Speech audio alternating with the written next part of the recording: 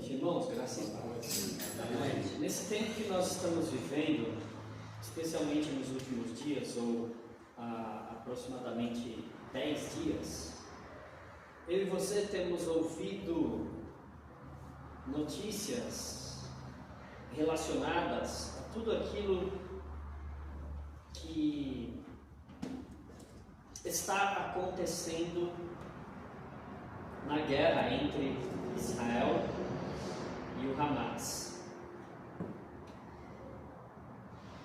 E tanto quanto todas as tragédias que têm acontecido ali diariamente, e nós sabemos que infelizmente os dois povos estão sofrendo bastante, e aí a referência é naturalmente ao povo israelense e também ao povo palestino, mas nós sabemos que existe ali, dentro daquela situação, daquela realidade toda, um outro contexto que por vezes pode passar despercebido por mim e por você, que é a realidade da perseguição. É claro que nós sabemos que o Hamas tem as suas diferenças, as suas divergências, e isso faz com que, movidos por um sentimento de raiva e de muito ódio, um sentimento absolutamente desenfreado, aqueles homens então querem ver o fim, a extinção da nação de Israel, do povo judeu.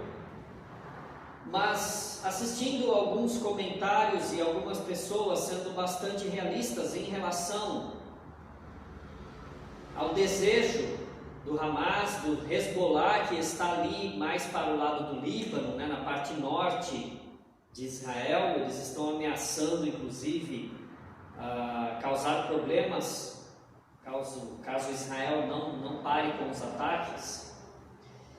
E aí nós vemos dentro dessa situação uma luta deflagrada, não necessariamente contra Israel, não necessariamente contra os judeus, mas contra todas as pessoas que não concordam com os princípios e com os valores do Hamas, do Hezbollah,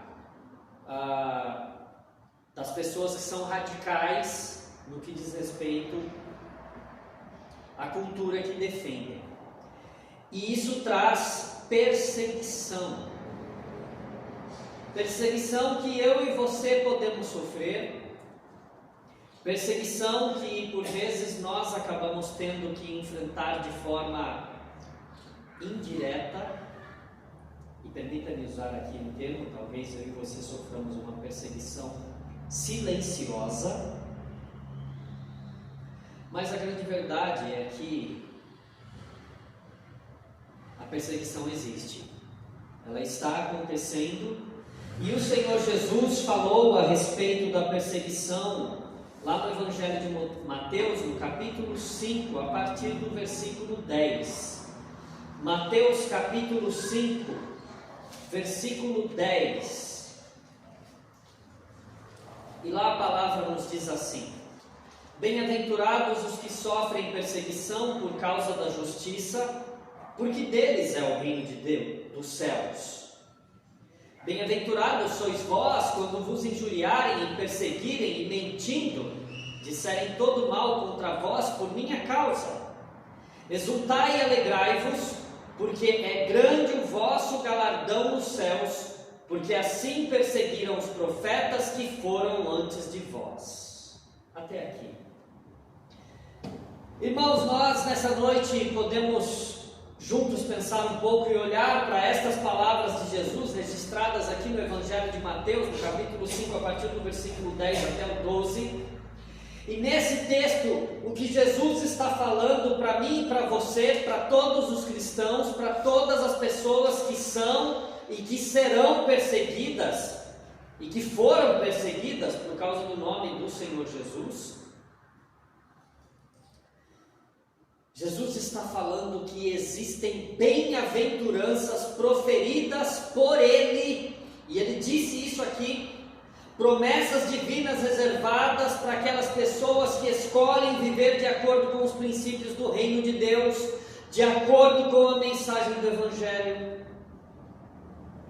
E eu penso que hoje eu e você precisamos então focar na bem-aventurança dos perseguidos. Ao primeiro olhar, essa promessa pode parecer totalmente desafiadora. Aí ela é bastante desafiadora, porque esta bem-aventurança, esta promessa, aborda na minha e na tua vida a questão do sofrimento e da tribulação. Já visto aqui no contexto de perseguição, as pessoas sofrem e são atribuladas.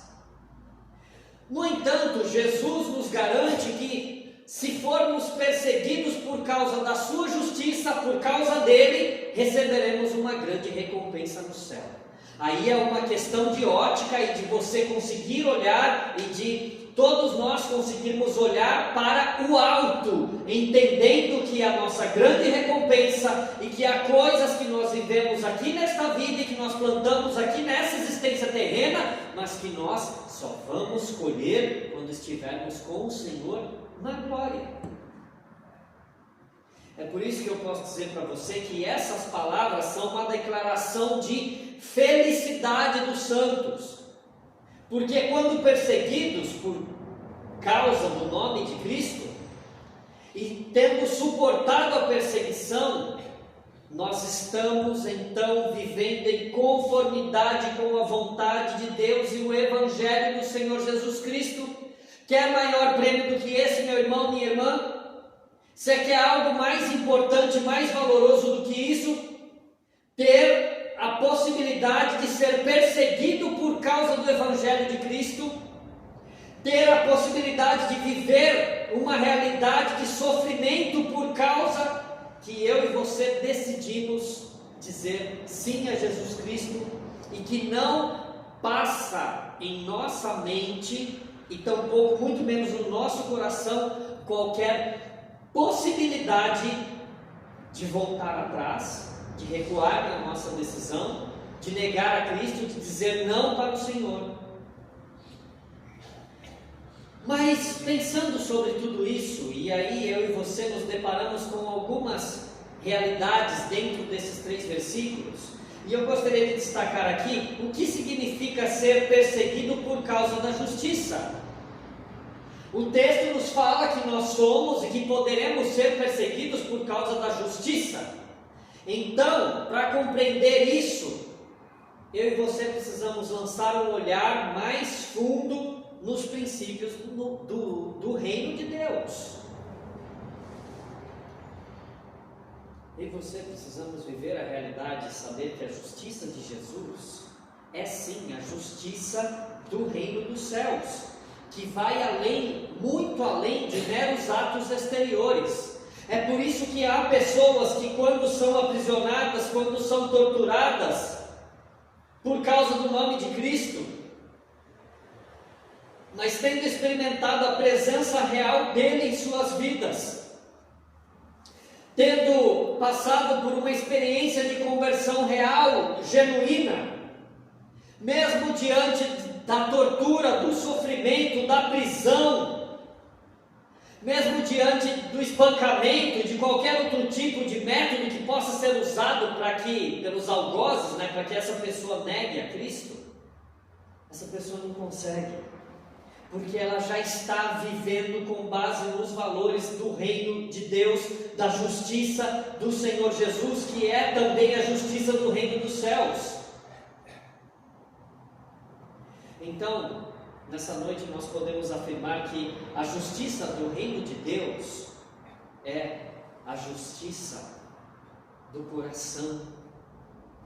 É a justiça que muda o coração, que transforma o nosso coração, que regenera a nossa vida. Antes um miserável pecador, condenado e condenável por todos os seus atos, que merecia assim absolutamente o inferno, mas que em Cristo Jesus, tendo sido regenerado, tendo tido seu coração transformado, passa então a viver uma nova realidade de vida, passa a viver o fluir do amor do próprio Deus na sua vida, passa a participar todos os dias da graça e da misericórdia de Deus na sua vida, e passa a contar com a fidelidade de Deus. E como é bom servir a esse Deus maravilhoso que é tão fiel a mim e a você, não é, irmãos?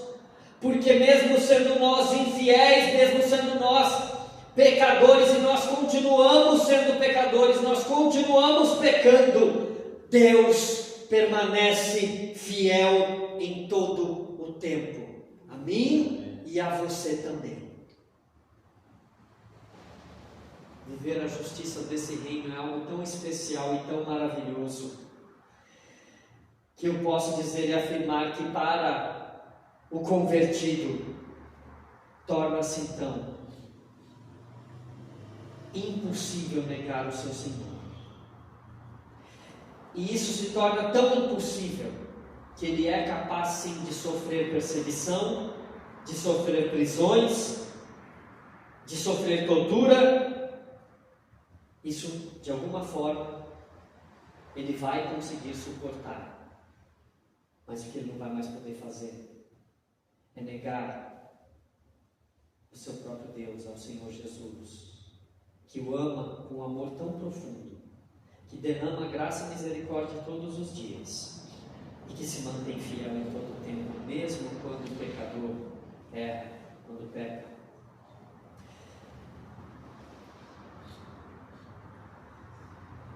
Nos últimos dias eu tive a oportunidade de assistir nas redes sociais um vídeo em que a situação era bastante semelhante a essa que nós estamos tendo aqui agora. Era um momento de culto e o pastor estava ali ministrando a palavra, e naquele momento ele disse que o problema dos políticos que perseguem a igreja, ou o problema das ideologias que perseguem a igreja, não é necessariamente um problema com a igreja, mas é um problema com o Senhor da igreja. E aí, queridos, nós precisamos entender que o mundo persegue a igreja, o mundo persegue os cristãos, o mundo persegue aqueles que são de Deus, que professam o nome do Senhor, o Deus Altíssimo, porque na verdade o mundo não suporta Deus. Nós somos perseguidos pelo nome do Senhor Jesus Cristo, porque o mundo não consegue e não quer viver em harmonia com os princípios que Jesus Cristo ensinou. O mundo não consegue viver a realidade do Evangelho, e por essa razão o mundo odeia o Evangelho, odeia o Senhor, odeia o próprio Deus. Por consequência disso, vai nos odiar também.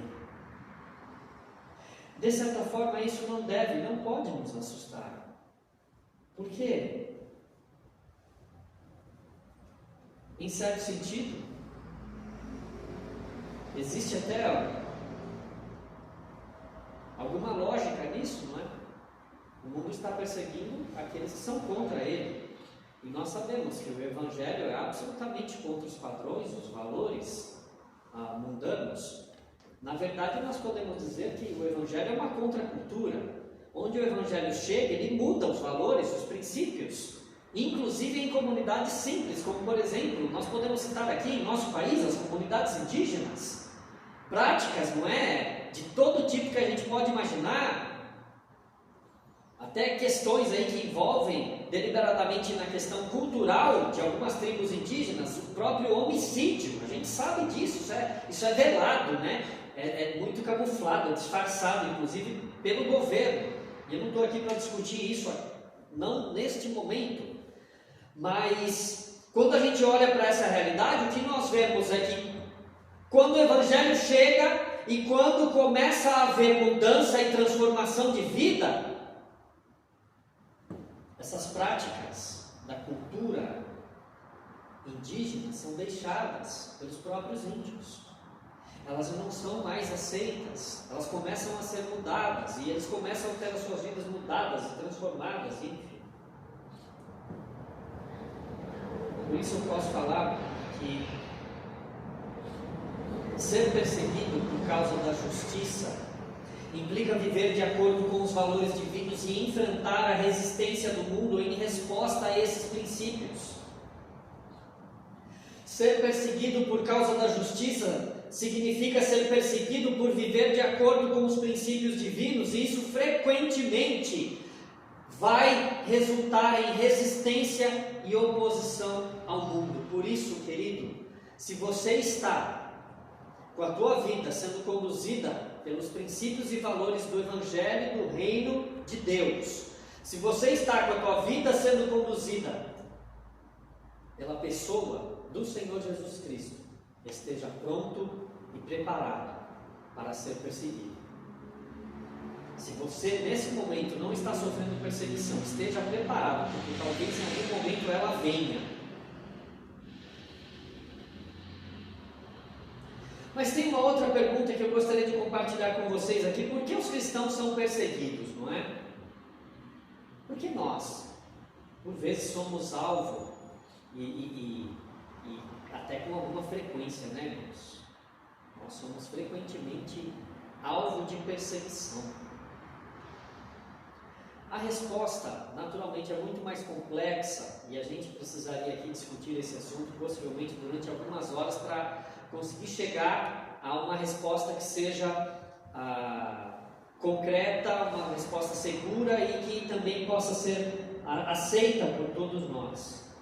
Mas, em essência, a razão disso é que o mundo está em oposição ao reino de Deus. O diabo é o príncipe deste mundo e ele nutre a aversão feroz pelos perseguidores de Cristo, ou pelos seguidores de Cristo. Permita-me corrigir essa frase aqui. Pelos seguidores de Cristo, buscando ativamente impedir a cada um de nós de seguir na nossa jornada de fé. O que ele quer é fazer com que a gente se desvie da rota, com que nós desistamos do nosso caminho. E tem uma outra verdade também, que é o fato de que o mundo sempre odiou a graça soberana. A verdade e o caminho estreito são odiados, são menosprezados, são indesejados pelo mundo. E o mundo nunca vai deixar de fazer isso. Assim, existe, de fato, uma oposição à fé cristã e ao Evangelho. E esta é uma realidade histórica que persiste até hoje, até os nossos dias. Só que hoje a gente precisa entender que a perseguição pode assumir várias formas, desde uma simples discriminação sutil até um ato de violência direta, dependendo da localização geográfica e até mesmo do contexto cultural. Nós sabemos que há países onde o Evangelho não é bem-vindo. Lá a perseguição é ferrenha e é aberta, é declarada. Independentemente da forma dessa perseguição ou da forma como ela vem, a mensagem fundamental continua sendo muito clara. O mundo muitas vezes se opõe àqueles que vivem de acordo com os valores do reino de Deus.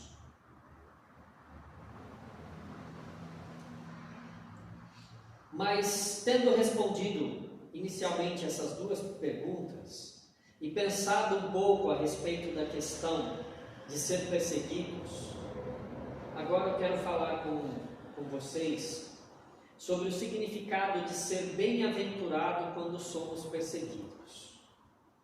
E aí nós precisamos entender a profundidade desta expressão que o Senhor Jesus lança aos nossos olhos e que esse texto repete duas vezes, no versículo 10 e no versículo 11 também. Em 3 versículos, a repetição proposital no texto. Aí a gente precisa buscar ter maior e melhor compreensão do que significa ser bem-aventurado quando somos perseguidos. Nesse contexto, meu irmão, minha irmã, ser bem-aventurado não significa que devemos abraçar o sofrimento ou a perseguição com uma alegria superficial. Muito pelo contrário, significa que mesmo em meio ao sofrimento, eu e você podemos experimentar uma profunda alegria e paz que emanam de nossa união com Deus. Mesmo sofrendo, continuaremos sentindo alegria no Senhor, porque Ele será a nossa alegria. E Ele vai derramar paz, a paz que excede todo entendimento, e a nossa união, a nossa comunhão com o Senhor, inclusive mesmo diante, ou mesmo no dia do sofrimento, será ainda maior. É por isso que é possível dizer e afirmar também que a bem-aventurança dos perseguidos é uma alegria profunda que flui do senso de retidão e da comunhão com Deus. Ou seja, quando alguém é perseguido por causa do Evangelho do Reino de Deus, surge uma alegria nessa pessoa mesmo em face à realidade da perseguição.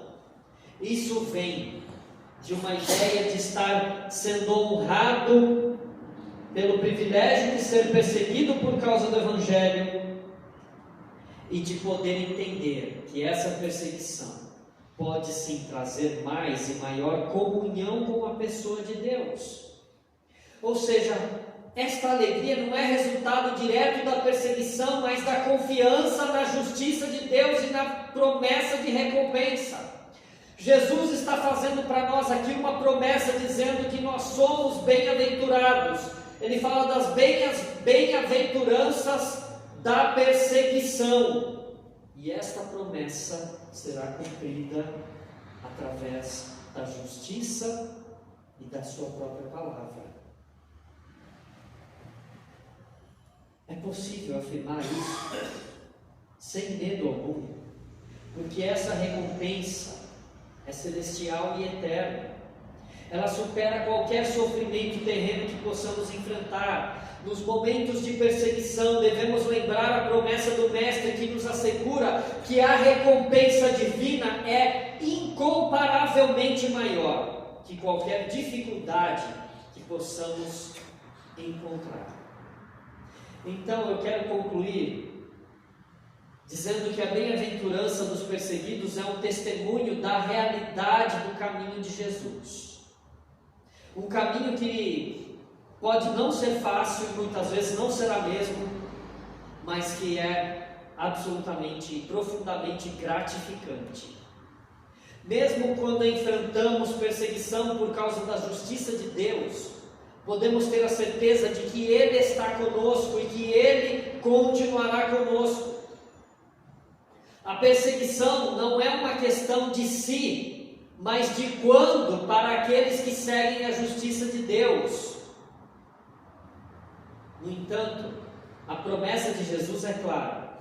Ele estará conosco até o fim e a recompensa eterna que Ele promete será nossa. Nossa aplicação prática dessa bem-aventurança começa com a busca da justiça divina em todas as áreas da nossa vida. Devemos ser defensores dos direitos dos pobres e marginalizados. Devemos nos opor à injustiça com coragem e, sobretudo, devemos continuar seguindo a Jesus com fidelidade inabalável, independentemente das circunstâncias. Por isso, a aplicação prática desta bem-aventurança em nossas vidas pode ser desafiadora, mas também é um chamado divino que todos os cristãos são convocados a atender. Devemos seguir sim o exemplo de Cristo, que se levantou contra a injustiça, que defendeu os oprimidos e que permaneceu fiel, mesmo diante das maiores adversidades. Nossa responsabilidade é, portanto, levar adiante a justiça de Deus, mesmo quando o mundo se opõe. Em um mundo que está cheio de injustiças, cheio de perseguições, devemos ser a voz daqueles que não têm voz, e a mão daquele que ajuda os caídos a levantar. Ao enfrentar perseguição por causa da nossa fé, nós não estamos sozinhos. Que eu e você saibamos que Deus nos chama a seguir Jesus, não importando o custo, sabendo que a recompensa eterna supera qualquer sofrimento passageiro. Que Deus assim nos ajude, que o Senhor nos fortaleça. Amém. E que Ele prepare as nossas vidas e os nossos corações, das nossas famílias, dos nossos filhos, para que,